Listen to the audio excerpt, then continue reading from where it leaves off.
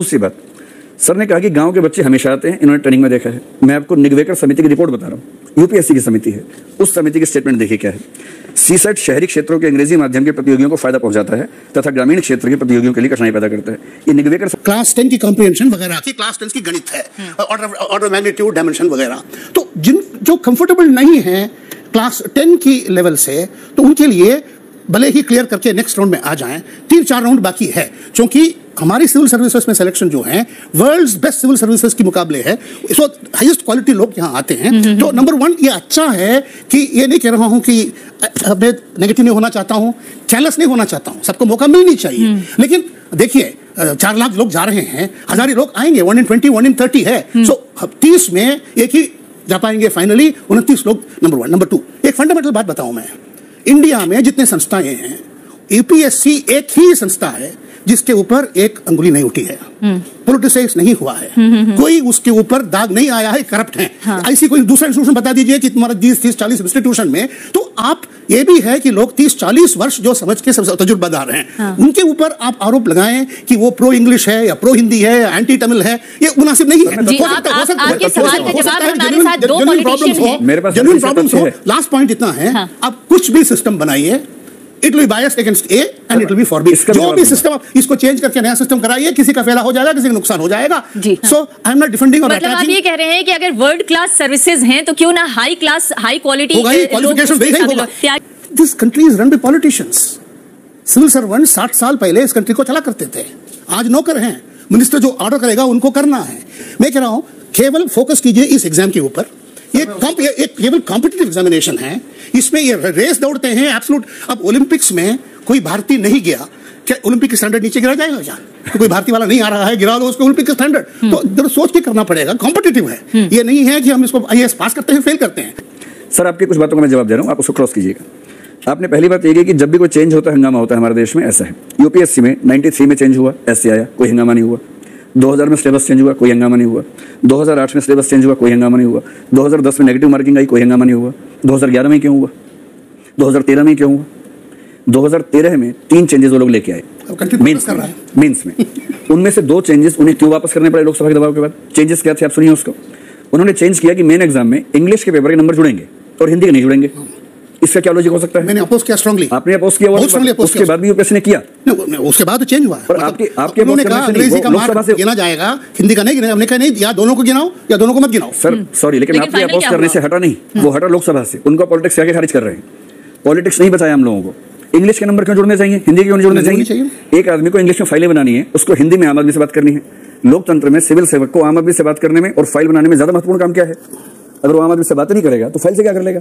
दूसरी बात, उन्होंने कहा सिर्फ आम आदमी के लिए नहीं, क्योंकि उसे फॉरेन सर्विसेज को में भी जाना होता है और देश दुनिया में भी रिप्रेजेंट करना होता है। उत्तर प्रदेश पीसीएस में एक नियम है कि सारा एग्जाम है, कुछ पोस्ट के लिए स्पेशल एलिजिबिलिटीज है। आईएफएस के लिए बना दीजिए, क्या दिक्कत है? अच्छा, बना दीजिए कि आईएफएस जो लेंगे उनको इंग्लिश इतनी आनी चाहिए, हमें क्या दिक्कत है? और आईएफएस बनकर वो क्या करेंगे? फ्रांस में जाएंगे, फ्रेंच बोलनी पड़ेगी, वहीं इंग्लिश का काम आएगी। जब वो लैटिन अमेरिका में जाएंगे, इंग्लिश कौन बोलेगा? इंग्लिश कितने देशों में बोली जाती है? अफगानिस्तान जाके क्या बोलेंगे? उनको फिर लैंग्वेज सीखनी पड़ती है वहां पर। आईएफएस में भी कर रहे हैं, लैंग्वेज सीखते हैं। आईएएस का बच्चा हिंदी मीडियम का, मेरा एक मित्र तमिलनाडु में डीआईजी है हिंदी माध्यम से, उसको इंग्लिश बहुत कम आती है, हिंदी माध्यम में था, तमिलनाडु गया, अब वो तमिल लोगों से अच्छी तमिल बोलता है और इंग्लिश भी बोलता है। जब माहौल मिलेगा तो भाषा सीख लेंगे। भाषा कोई जेनेटिक पार्ट तो है नहीं। एक अच्छे माहौल में इंग्लैंड का खराब से खराब बच्चा इंग्लिश बोल लेता है, इसलिए बोलते हैं कि उसको माहौल मिलता है। इन बच्चों को माहौल मिलेगा, सिखाएंगे। जब आप मसूरी में कार्डर लैंग्वेज सिखा सकते हैं तो थोड़ा सा इंग्लिश में चेंज नहीं कर सकते उसको? दूसरी बात, सर ने कहा कि गांव के बच्चे हमेशा आते हैं, इन्होंने ट्रेनिंग में देखा है। मैं आपको निगवेकर समिति की रिपोर्ट बता रहा हूँ, यूपीएससी की समिति है, उस समिति की स्टेटमेंट देखिए क्या है। सीसेट शहरी क्षेत्रों के अंग्रेजी माध्यम के प्रतियोगियों को फायदा पहुंचाता है तथा ग्रामीण क्षेत्र के प्रतियोगियों के लिए कठिनाई पैदा करता है। ये निगवेकर समिति कह रही है, यूपीएससी की समिति। मैं आपको बता रहा हूँ, इंट्रिंसिक एबिलिटी उतनी ही है जितना शेयर कर, लेकिन उस एबिलिटी को मौका मिला तो उतनी मौका नहीं देंगे, व्यक्त होने का मौका नहीं देंगे तो कैसे होगा? एजुकेशन पॉलिसी बदली आप। तीसरी बात सर ने कही कि यूपीएससी पर दाग नहीं है। 2011 और 13 में दाग लगे हैं, साफ साफ लगे हैं। मैं साजिश कह रहा हूँ, कठोर शब्द है, मैं साबित करने। लेकिन वो तो 2011 के बाद ही सारी व्यवस्था, उसके पहले भी लगे हैं मैडम दाग, वो दाग बाहर नहीं आए हैं। मेरा ख्याल है मंच ठीक नहीं है बताने के लिए, अगर आप चाहें तो बता सकता हूँ। दाग पहले भी लगे हैं, करप्शन के भी लगे हैं। आप कहें तो बताऊं, यूपीएससी के मेंबर में नाम दे लूंगा, आप चेक कर लीजिए। 2005 में उनको करप्शन की वजह से हटाया गया, क्योंकि महाराष्ट्र सिविल सेवा आयोग के अध्यक्ष से वहां का करप्शन का केस आया। उसके बाद रातों रात यूपीएससी से हटाया गया उनको। आप चेक कर लीजिए इस तथ्य को, 2005 की बात है जी। और यूपीएससी ने इस चीज को चुपचाप किया, छिपा के किया, बताया नहीं किसी को। यूपीएससी के खिलाफ कितने केसेस है मेरे पास, कुछ केसेस यहाँ पर भी रखे हैं। इस समय यूपीएससी की नहीं, हम उस परीक्षा पद्धति की बात कर रहे हैं। उन्होंने कहा कि ऐसी संस्था डिवाइन इंस्टीट्यूशन है, किसको मजाक नहीं है, वो डिवाइन इंस्टीट्यूशन नहीं है, डिवाइन नहीं है, वो हिंदी और भारतीय भाषाओं के साथ सुनियोजित तरीके से गलत कर रहे हैं। मैं आपको एक और तथ्य देता हूँ। आपने कहा कि 10वीं क्लास के लेवल का पूछते हैं, ठीक है, भारतीय प्रशासनिक सेवा में किसी व्यक्ति को अंग्रेजी आनी चाहिए, इसमें कोई आपत्ति नहीं, तब बराबर हो जाएगा। कॉम्प्रीहेंशन जो इंग्लिश से हिंदी में अनुवाद होता है, अब इसका उल्टा कर दीजिए एक बार, पूछिए सबसे, हिंदी में बने कॉम्प्रीहेंशन, उसका इंग्लिश में ट्रांसलेशन हो। तो आप ये बता रहे हैं कि ये जो भी परीक्षा पद्धति लाई गई सीसेट के थ्रू वो गलत थी, तो अब ये बताइए कि वैकल्पिक पद्धति ऐसी क्या हो जो बेहतर हो? क्या जो पुरानी पद्धति चली आ रही थी वो ज्यादा बेहतर थी? पुरानी पद्धति तो अब कोई स्वीकार नहीं करेगा, नई पद्धति में ही संशोधन करना पड़ेगा, क्योंकि पुरानी पद्धति में दिक्कत क्या थी, बहुत सारे विषय थे, सबकी जो स्केलिंग थी बहुत मुश्किल थी। ये बात यूपीएससी ने देख के चेंज किया, उसमें हमें दिक्कत नहीं है, इन बच्चों को भी दिक्कत नहीं। एक सिंपल तरीका है, हम केवल सीसेट में 2 संशोधन चाहते हैं। एक तो जितने भी क्वेश्चन जो कि 40-80 में से 50% हैं, उन क्वेश्चंस में लैंग्वेज रोल प्ले कर रही है, उनको हटा लिया जाए। दूसरा, जो बाकी क्वेश्चंस है उनका अनुपात ठीक करके एक ही पेपर बना दिया जाए।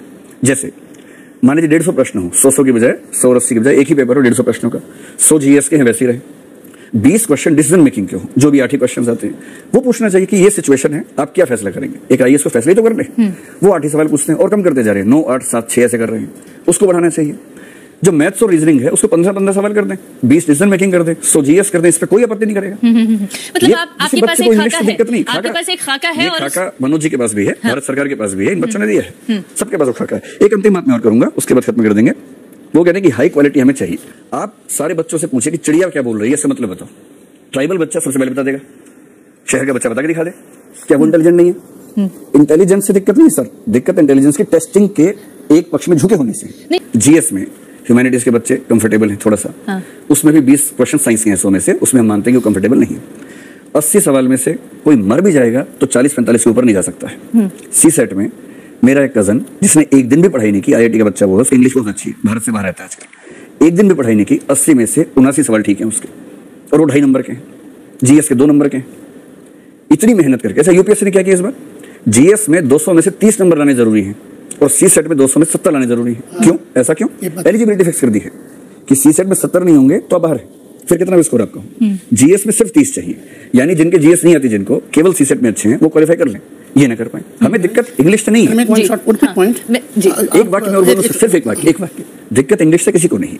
इंग्लिश तो मेंस पे टेस्ट होता ही है, 1979 से इंग्लिश का क्वालिफाइंग पेपर मेंस में है, सब बच्चे दे रहे हैं। आज तक किसने आंदोलन किया इस बात पर? कोई नहीं करता।